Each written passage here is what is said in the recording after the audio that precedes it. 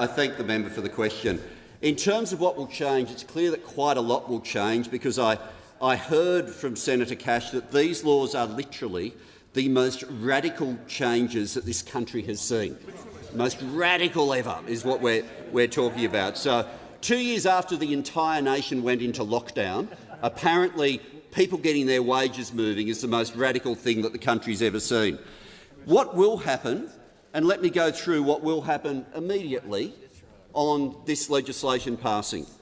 Immediately you will find that job security and gender equality become objectives of the Fair Work Act. That'll happen straight away. The sunsetting of zombie agreements will start. Now, we talk about zombie agreements. What are they? There are still people today working under AWAs from the Howard era.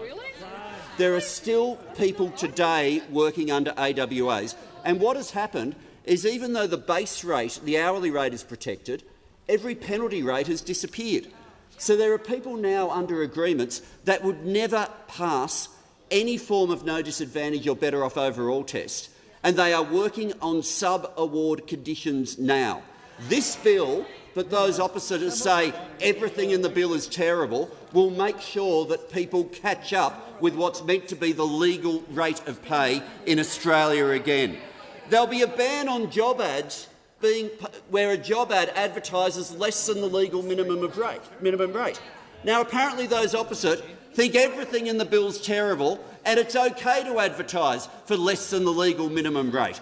But in the Senate, already in the House and in the Senate, they'll be voting to keep that rort open. At the moment, if you have a pay equity case, you need to run the case on the basis that you can find a male comparator. So early childhood educators, to try to argue that their work should be more valued, had to argue that their work was similar to being engineers.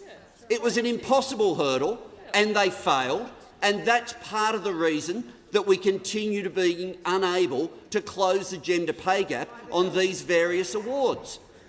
This will allow the gender pay gap to be closed when you no longer have to argue for a male comparator.